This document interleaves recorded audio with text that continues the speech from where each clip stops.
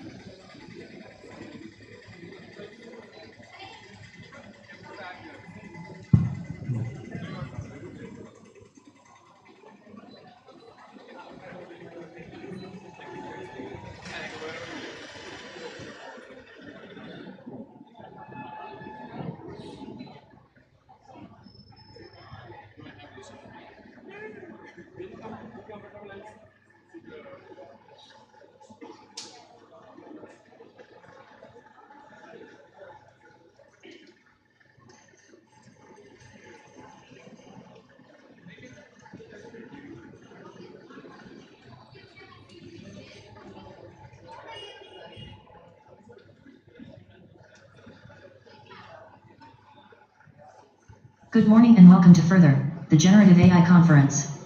I'm Veena, your AI anchor for this exciting event. As we gather here today, we have the opportunity to explore the possibilities and advancements in the field of generative AI. So, sit back, relax, and let's delve into the fascinating world of artificial intelligence. Ladies and gentlemen, please put your hands together to welcome Saneem Paringkadakot to the stage. Saneem is a distinguished board member of Tinkerhub Foundation. Let's give him a warm welcome as he kicks off our conference with the welcome speech.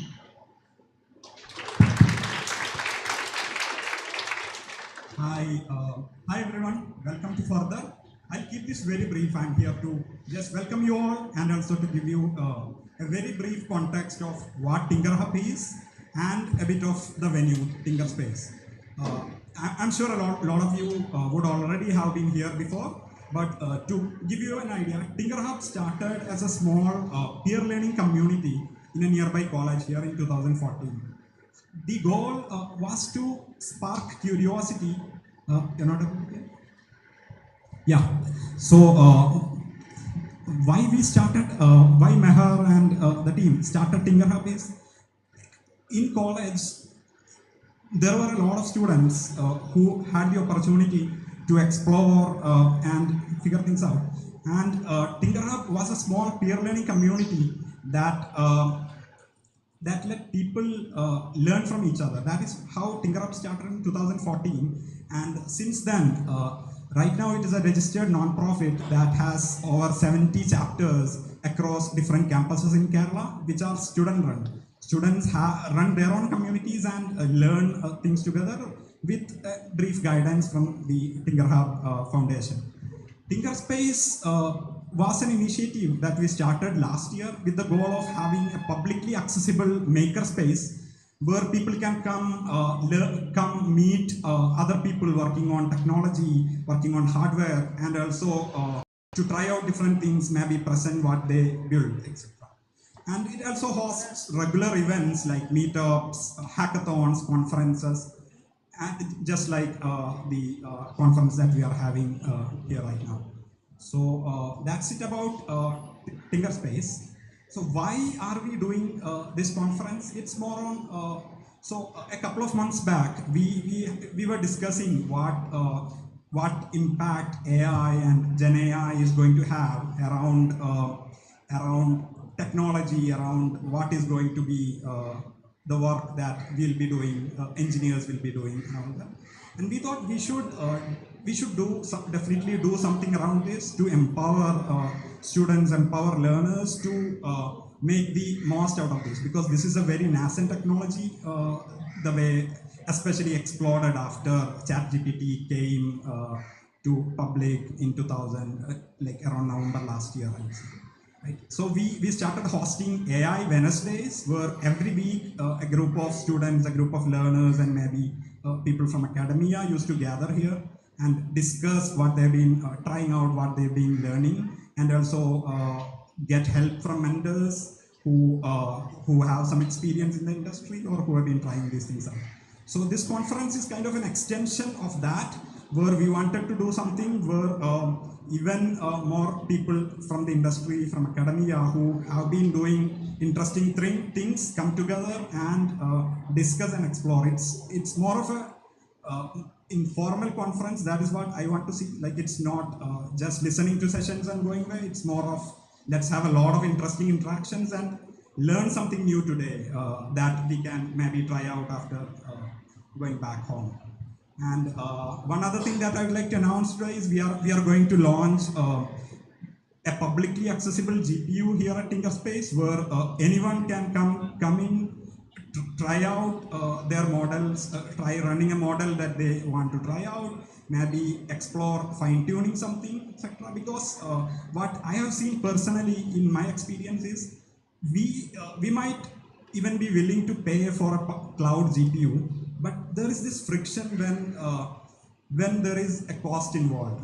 What we are trying to do is the cost is already taken care of. You can just come here, try out random things which might not have a commercial value, or it might not have any other value other than sparking your curiosity.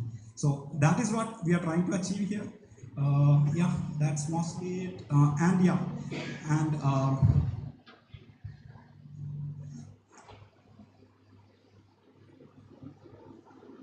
Yeah, so Tinkerhub is a non-profit which runs on donations, and running this conference is also a pretty expensive affair. We are not charging you for attending, but we would love any of you who wish to contribute to contribute whatever amount they can from the Tinkerhub website. Meher will share the details of that over email, or yeah.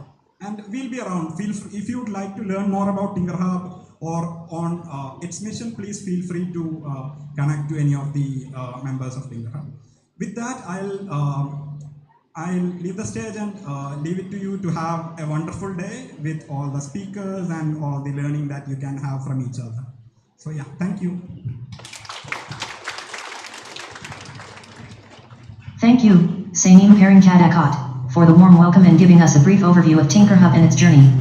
It's inspiring to hear how Tinkerhub started as a small peer learning community in 2014 and has now grown into a registered nonprofit with over 70 student-run chapters across different campuses in Kerala.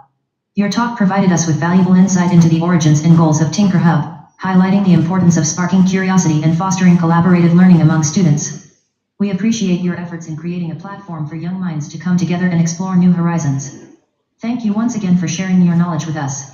Without further ado, let us now move on to our next speaker, Abhirami Sukumaran. Abhirami is a developer advocate in Google, and her expertise in the world of technology is remarkable. We are privileged to have her share her insights and experiences with us. So, let us warmly welcome Abhirami Sukumaran to the stage.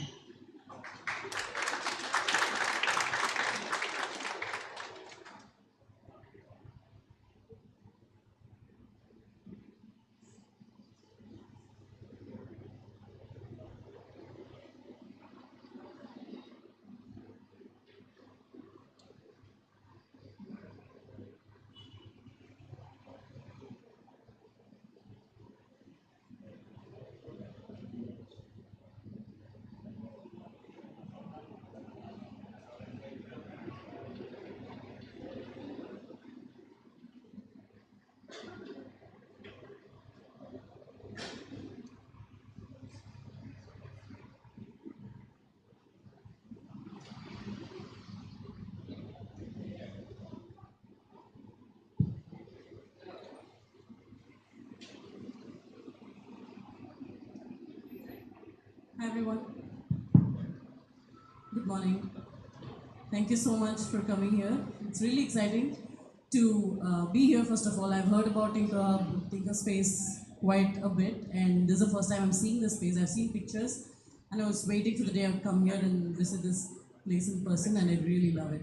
I mean, this is where innovation begins, right? Every city should have a place like this, and I think it's great, and I'm really proud of Kochi to get it rolling. I don't know if you have this in other cities of Kerala. Do we? No. Okay, so this is amazing then. This is the pioneer in that. And thank you for having me. So, like we heard, the AI pronounced my name wrong. Of course, one more reason why we don't use it as much is this. It's Abhirami Sukumaran. You can call me Abhi. I understand where the confusion comes from. How many of you are aware of generative AI or who are doing it on a day-to-day basis? Okay, okay, cool. And how many of you use AI ML but not stepped into generative AI yet? Only use AI ML but haven't stepped into. Okay. How many of you are application developers and or we like to build stuff with software and we use cloud but not for AI ML stuff? Okay. How many of you are extensively like, sorry for the poll taking, I just wanted to understand before I use some words and jargon that might not be relatable for some of you, I just wanted to understand. And yeah, lastly, how many of you are aware of cloud or you have used Google Cloud technologies or any cloud technologies for that matter? Familiar with it? Okay, that's a huge number, good to know. That's amazing. That's the first time I've had so many hands go up for cloud. Uh, More than AI ML. So that's exciting to see. Kochi has always surprised me in different ways. I mean, Kerala overall.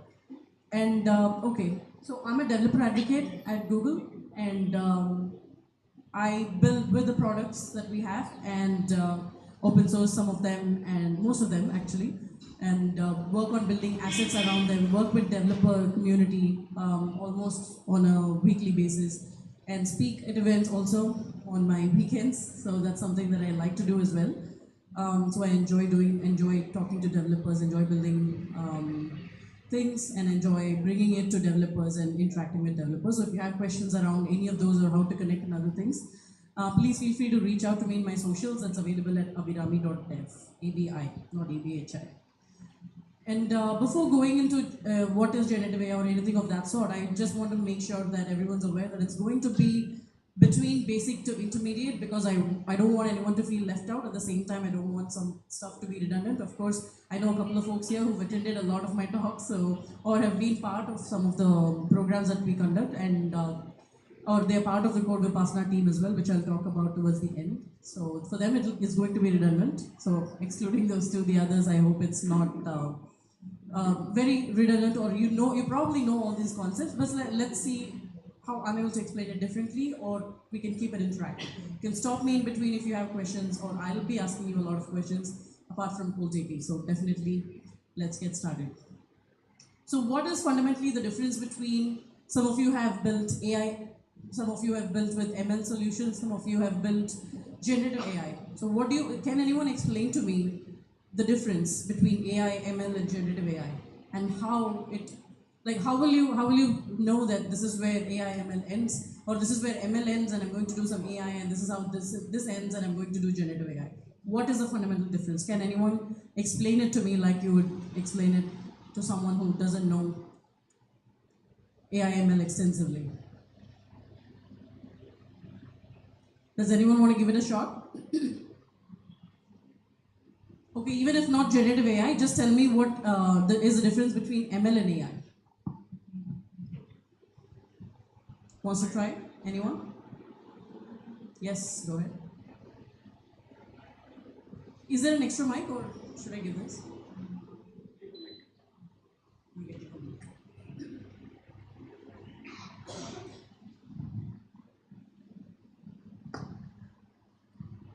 Hello. So AI is the superset of. So how I believe, how I imagine AI is the superset, and ML comes under AI, and below that you have deep learning, which is a type of machine learning.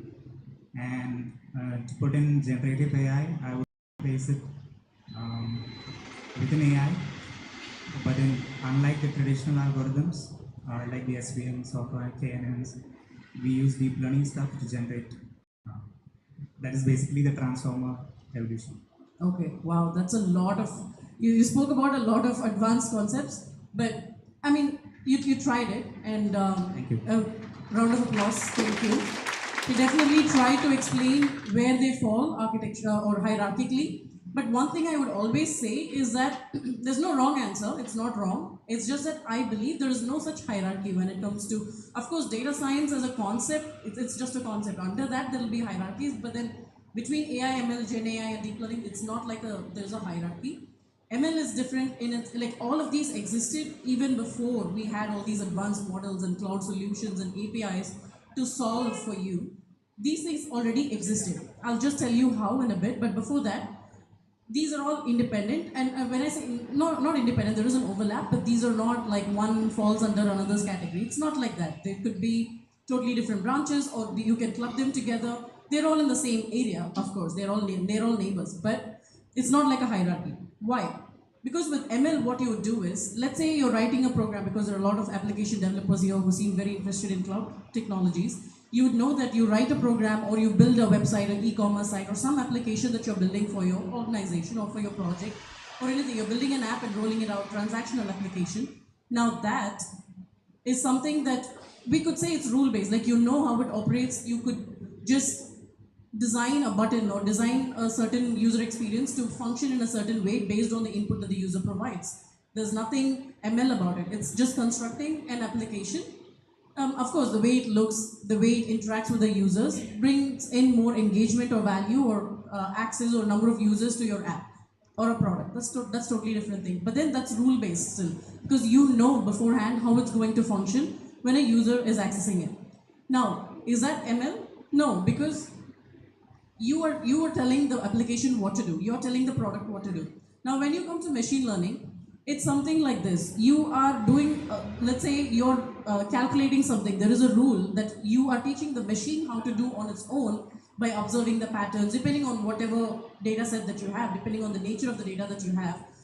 Teaching the machine what to do or training the machine on a certain set of inputs and saying this is how you, teaching the machine to learn on its own and provide responses to the kind of questions you have. Like questions in the sense that questions cannot also be dynamic. It has to be defined. The question that you can ask of an ML solution will be defined by you based on how you train the machine to respond to that question. For example, you want to predict if it will rain or not today, or you want to predict who will win the World Cup, right? All the predictions went wrong in this World Cup, by the way, but then, yeah, that is a prediction that you could do. Now, that could be an ML problem to solve. You could forecast, like what will happen 6 months. Like I have these health conditions, I'm totally fine right now, but I still see some symptoms. Like what would happen 6 months down the line, or what are the things that I need to take care of. So these are the like forecast kind of stuff that you can do.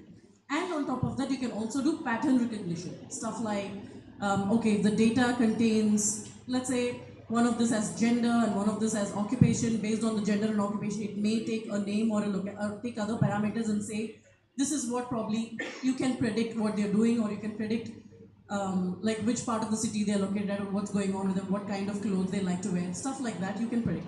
Now, or understanding the pattern and making guess or making assumptions or making responses based on the pattern that's available that you provide, that you train the machine on. Now, this is machine learning. Is it new? Has it been only around for a few years since we are talking about APIs, we're talking about models, we're talking about all the cloud solutions that provide that?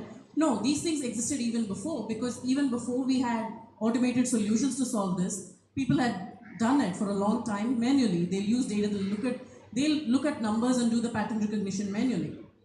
They used to watch videos. Like we know so many sports stars, like tennis stars, for example, they'll observe the game and they'll find out patterns and they'll use that for their game itself. Like we've heard so many stories from different sports and different games around the world, how they use technology for machine learning things even before machine learning was a thing. They'll just manually do it. So it has always been there. Now, how is it different from AI? Now we understood what machine learning is, yes? Now, AI is when you have a human interaction to it, human element to it, or let's say a real world element to it more than human, like let's say sensor data or vision data or information about the temperature or anything that is in the real world, and bringing it to the data world that you have, that is recorded, a data world that is already there. So bringing these pieces together, it doesn't necessarily have to be training the machine to do something. So AI application could just involve vision AI, right? Vision AI is just, I mean, of course, it has the ML element to it. Of course, it has an ML element to it. If you want, you can add it. But just taking an image and storing it in a database and identifying some aspect of it or marking some aspect of it could be AI as well. Anything that interacts with a human element could be AI. Is this new? No, it is also not new. This has been around. Now, these are two things. Now, generative AI is becoming more and more popular now. People are talking about not just generative AI, they know LLMs, now we know a lot of other things. We spoke about transformers, we spoke about image generation tools, we talked about audio applications that can convert your text into audio or take an audio and respond to you in a different language. So all these things are in picture, and we are also talking about vector search by storing data as numbers and then, or whatever it is, whatever vector format, and then making some pattern matches based on that. So we're talking about all these things. Are these new? No, these are also things that were already there. It's just that it was commercialized it recently. So that's why it has got all the attention that there is. But these things already existed. Now the difference between AI, ML and generative AI is the fact that with AI and ML, you taught the machine what to do. You gave it training data. You said, if A does this, A has these parameters, then C will always be this kind of thing. It's not a rule, but you're training the machine to observe the pattern and come to that conclusion. Whereas in generative AI, you're not providing that kind of a training data set. You're not training the model to do anything. Rather, you're just asking the machine to generate some content for you. Whether it's text content in response, or it could be any modality like image content or video or audio. Now that is what is generative AI. As the name simply explains, it's everything that generates what you want, what you ask, and how it responds. Now, are you training the model? No. But can you make sure the response behaves in a way that you like? Of course you can. That's what we call as fine-tuning the models and fine-tuning the responses. Now, fine-tuning, you may think that, okay, I'm able to fine-tune, so let me take an existing model, a large language model. We'll come to what are LLMs in a bit. But just for now, get accustomed to the word large language model. Let me take a large language model and then I'll use it on an automotive use case. Now the machine will, the model will all of a sudden intelligently answer questions in a different domain. Can I fine tune it? Can I change the model to work for a specific use case? I would say, I mean, if you want to customize an open source model, you can do that. But as a consumer of the model who is not going to change anything with the open source model, you cannot change the way the model responds to you. All right, that is a misconception. Misconception when people used to think that people are thinking that, okay, I can make the model work for my specific domain. But that's not how it is. What you can rather do is you can train the responses that the model, as a consumer, you can train the machine to respond in a way that you would like the responses to look like. For example, if you want to pass examples to the prompt, you say, this is how I want my responses to look like. I want the response to have a title tag. I want my response to have color information. I want my response to have a location information and then a description information. Now get all this information from this particular context, and here are some resources that you can refer. So that kind of tuning you can do by provisioning that as a data set. Now, are you training the model to all of a sudden work differently for you? No, it is still using its original knowledge base to bring the answers for you, in addition to the context that you will be augmenting it with. But the response will be customized for you. The reason I'm talking to you about this is that I just wanted you to understand the difference between whether you're creating a generative AI model itself, or building a generative AI solution itself, or using a generative AI solution or a model that was built and provisioned by a provider as a consumer or as an end user to build your own applications. These are two different things. When we are talking about building LLM applications, don't think we are actually building an LLM model. We are not. I mean, we can, but that's a different project altogether. But we would be using models that are already there and consuming that in our applications to build that. So more often than not, startups and users and consumers do that only. Now, why has it all of a sudden become popular and so much in demand? It's not that it's all brand new. It's been there around, and Google has been in the forefront of this kind of technology for a long, long time now. If you know transformers and all that originated from some of the products and some of the algorithms and APIs that Google had open sourced in the past. But the LLM technology or the service as such was not made available to end users or consumers to use as it is. It was not commercialized. It was made available, but it was not commercialized and marketed the way it is right now. So that's how generative AI all of a sudden became so excitingly popular. And of course, the data set has been, the data set has been scaled to a much larger extent now. And of course, there are updated information that's available, and the data set that the original LLM models are trained on are much bigger now. So the evolution it just didn't happen overnight as it was made to seem like one warm winter evening in 2022 would just change the world, 2021 would change the world. It wasn't like that. It has always been there, but yeah, one sudden night it was commercialized, so it became popular overnight. But this is kind of like the evolution. So are we clear of the difference between AI, ML and generative AI? Good to go. And what you can do in your scope, you can do both. I mean, I have Kiran here who has built his own LLM application, and he's in the kind of in the forefront of doing things like that because he is full-time. He's a data scientist. He does a lot of stuff like that. You can build your own model. But as consumers, you can also use the models that are already there and to build your own applications. Make sense? So that is what mostly, if you're an entrepreneur or an aspiring entrepreneur, or if you're somebody who wants to build or solve your organization's problem, you'd probably be doing the second thing, unless you're an AI first company who's not using AI to do other things, who's building AI solutions, then you would be doing the first one, which is building AI specific models for other startups and other companies to utilize. You may not open source it, you might commercialize it, but I'm just saying that's what the difference is. All right, now I've spoken a thing or two about LLM, like what are large language models? As the name implies, these are models that are built on large language data, which is huge sets of data, like petabytes of data, with so many billions of parameters, and trained on a large corpus, like I said, large corpus, which is more than petabyte sized data. And that's why it's called large language model. That's it. Simply put, it's trained on a large corpus of data, so it can answer a vast, wide variety of questions. That does mean that it will always be right. No, you have to be clear in what you want and how you're posing that question to the large language model to be sure, and you have to give some context, because if it's in a specific domain, like if you want to ask something about a medical field, I mean, would you rely on a large language model's answer as a solution? Yeah, there are specific models, like there are MedPalm and other models that are available even within Google's API, Google Cloud's API suite that you can use. But if you're using a large language model or a chatbot to get your questions answered, you cannot just blindly ask a question out of the blue and expect every answer to be 100% accurate.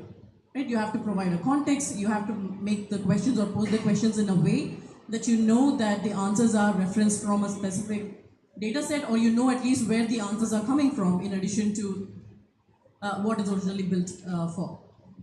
So this process, this art of asking the right question and getting the response from the model is called prompting. Prompt engineering is a big deal now. A lot of you would have heard about prompt engineers being in demand. Why? Is it asking a question? How difficult can it be? We all use Google. Yes? How many of you use Google search? But how many of us get our job done? Yeah. I mean, I'm not saying that we won't be able to. Some of us can get it done in 10 minutes. Some of us will take 10 days to get the job done. Why? Because maybe there's a way in asking the question, getting the right solution. I'm not talking from the perspective of how many hours you're putting in your effort. I mean, there are so many factors that come into it, don't get me wrong. But from a response perspective, how many of us get the right thing that solves your problem like in 10 minutes or 1 hour in limited time? It all depends on how we are asking question. That's it. Now, why are we calling this prompt engineering a big deal? We've been doing that for decades now, using Google search and asking the questions. Why has prompt engineering stolen the show? Now, that's where, again, the commercialization part has come up. It's because we want to use this search for business applications. We are not just asking questions to see how many flights are available between Bangalore to Kochi on a daily basis, or I want to sleep for 1 more hour. That's literally what I was thinking this morning. Oh my God, why I have to wake up at wake up at 4 in the morning and then get a flight? I was literally rushing. My boarding time was 6:30, and I was at security at 6:45. So I was thinking, oh my God, I should have asked better questions and got on a better plan for the flight timing and other things. But why has prompt engineering stolen the show?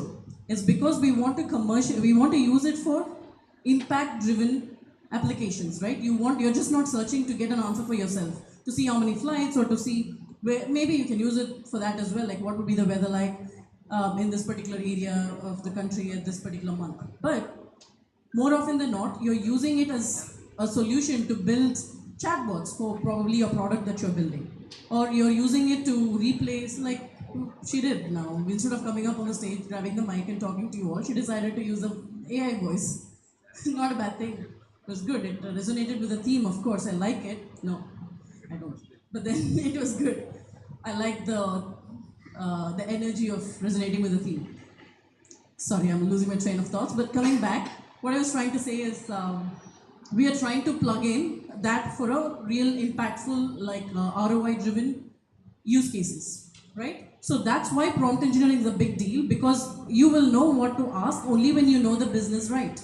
For example, if I'm going to use an LLM model for a, let's say, what kind of use case? Automotive, or for a sports applications, for cricket, World Cup analytics. What went wrong? Let's say you have to build an application that answers fans' questions, boards' questions, investors' questions, or whatnot. Let's take anything. Like which player and how much was, like what was the expectation for this player, what went wrong, what was the score, and what was expected, how did we miss, how did we slip on the prediction, so all those questions. Let's say you have to build an application on top of it. Now you want to plug in a Q&A as well, because for example, I missed a specific match. Maybe I watched all of Indian folks matches, India's matches, but I did not watch Australia's match, where I know that this particular player or the fielding on a specific day in a specific weather would be exceptional, or would there be something about it. So for me to get answers on those things that I missed out, I may want to attach a chatbot to it. Now, this kind of Q&A, like a prompt engineer who is building this kind of a solution or associating this kind of answer to it, would be able to devise that application and integrate that API to build a solution in a way that the application or the chatbot can respond in a way that is acceptable for the end user. So that way they'll keep coming back to get your answers, get the questions or the answers from that particular product or from that particular site, right? Now you understand why prompt engineers or why the designers for that are in demand. Because it's not that they know how to build the LLM model on their own, it's just that they know how to ask the right business questions. So that's what it is, and that's why the demand. So as it always has been, business always stays first, business focus stays first, priority stays first, and then comes technology, right? And that is what prompt engineering, that's what made prompt engineering so famous as well. It's the business needs, knowing what to ask and how to respond, and how to design what to respond to that is what prompt engineers do. So that is why that thing became a big deal. Anyway, we covered large language model, and I also spoke a little bit about the revolution and the evolution of LLMs and of everything starting from transformers. As you can see, it goes way back and even before that. But then all of these were initially, Google was a pioneer for open sourcing all of these models, and these are all, many of us would have used BERT even before LLM became a thing. I have used text summarizers 5-6 years before, not just now, not just with LLMs. I've used BERT. What does it do? Exactly what we use LLMs for. It summarizes a page of text for you, right? It was already there. It's just that, like I said, it was packaged differently, but now we have even more data, even more large language models that are trained on large corpus of data. So that's what the evolution came from, and finally we are here with generative AI, and there are more things to come going into next year, which will be announced shortly in December or something. So yeah, keep an eye out to see what's new and what's coming up with Google in this trajectory. I already told you what prompt is and prompt design, prompt engineering.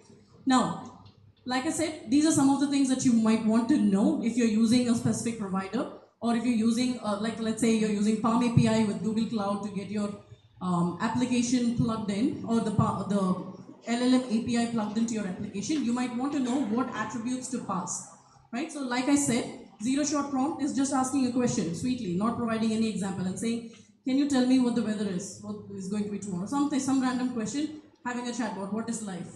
Or how can I get out of this phase? Something of that sort. You can just ask and wonder what the LLM responds, right? That will be zero shot prompt. One shot prompt is where you provide one example and say, this is what I want, this is what I'll ask, this is the kind of question I'll ask, and this is the kind of response I want you to give me. Few shot prompt is giving more examples, giving context, and having a full structured prompt in it with a lot of examples. So that's what the difference is. Now, how can you do this? Now, let's all about the basics we have covered. There's so much more. I just covered what is generative AI, like what are LLMs and how you can, like how they are different and what you can possibly do if you want to just get started today, right? We'll also cover a little bit of how to get that, get on the ground and rolling. But before that, what do we have in Google Cloud to solve these kind of things? Or how do I, okay, I'm fine, LLM is there, you're talking about Palm API, you're talking about Bird, all these things are there, but how am I going to use it? You might be thinking that. So Google Cloud has a suite of AI, ML, and generative AI services. It's called Vertex AI. It has everything that you want to do with ML and anything in that neighborhood, like we discussed. It has Model Garden, which lists all the foundational models that are Google's own, and it has all the open source models that are external models as well that are hosted from Google Cloud. And then you have Generative AI Studio, where you can prototype your ideas, see how they return, and then convert your prototypes into code. As you're in that studio itself, you can prototype your ideas and say, this is what I want to build, convert it into code, and just take the code and run it to your notebook or in a Java application or anything, any sort of application of your choice, or just get a curl command and run it to see this is what you want, and then start building on your own, right? So all that you can do with Generative AI Studio. And then there is a whole ML platform, MLOps pipeline, where you can do parameter tuning, the typical ML cycle, right?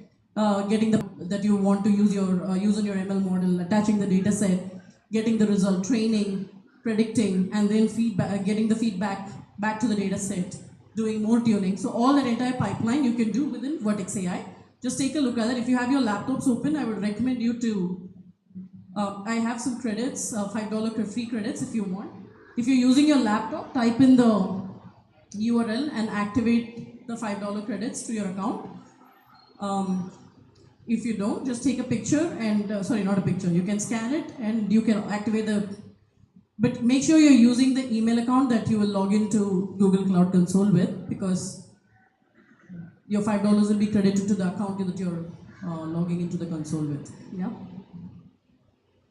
The reason is I want to show you Vertex AI console, and then if you are having your laptop open, you can just look at the console at your end and try out a sample generative AI prompt, structured prompt, and all the one shot and other things that we discussed. And then I'll quickly talk about a few more concepts and introduce you to how to get on the ground and start building your own application in different ways, like use software application framework, or you can build only using SQL queries. How many SQL enthusiasts here? Database? Okay, that's quite a few.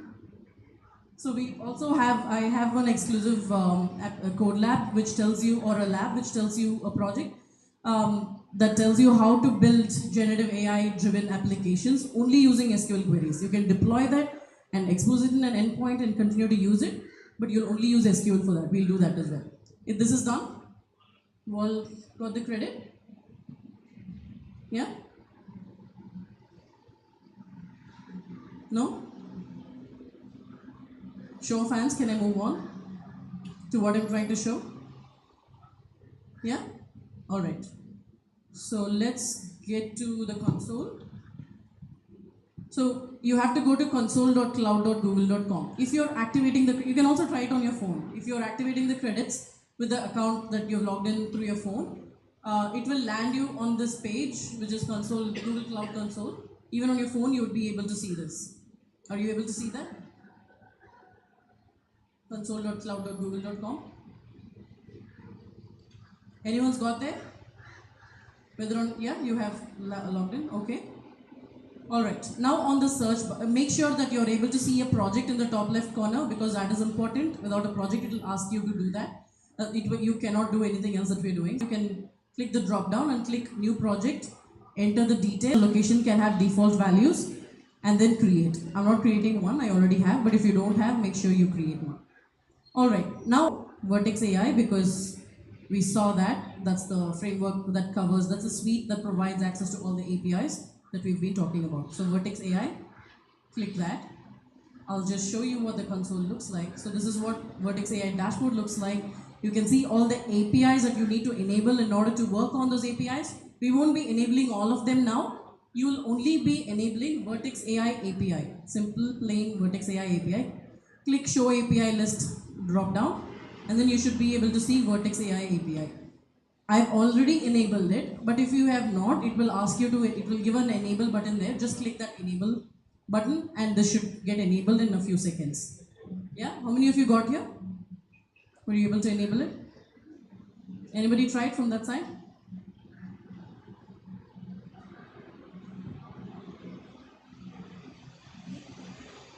Anyone tried?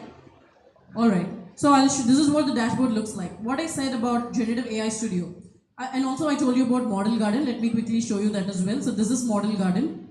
Go there and click that. You should be able to see all the available models, the foundation models that are Google specific models. And then you have fine-tunable models. We also discussed what fine-tuning is. And then you have task-specific models, like what if I want to classify text? What if you want to classify images? Images that contain yoga postures, images that contain football postures and stuff like that. You can use some of these APIs. Sentiment analysis, natural language processing, all these APIs are available, and several other. The hosted external APIs, open source, are also made available here. Take a look at it at your own time. Trust me, if you're in Model Garden, you will not exit that without trying a model or two on your own, because it's the documentation, and also documentation gives you code samples and snippets as well. So it's very straightforward to just copy a curl command and activate Cloud Shell and run a command from there. That's what we're going to see right now, but I'll show you in Generative AI Studio. So if you're on the screen, just scroll down and you will see Generative AI Studio in the left, the Explorer screen, Explorer pane. Click Generative AI Studio. Sorry, not in Model Garden. We have to go to the extreme left. Generative AI Studio, click Overview. So I've clicked Overview. This is the Generative AI Studio dashboard. This is where it lands. And as you can see, we have language, vision, and speech that's available for now. So I'm going to click on language, open. Now I have text prompt, code prompt, text chat, code related chat. So you can build anything with that. Right now, let's say I'm just going to do a simple text prompt. So I open text prompt. Like you can see, we have free form and structured. I'm just going to use free form for now. I'm just feeling lucky. I'm going to ask some random question and see what it says. But structured is where you provide a context.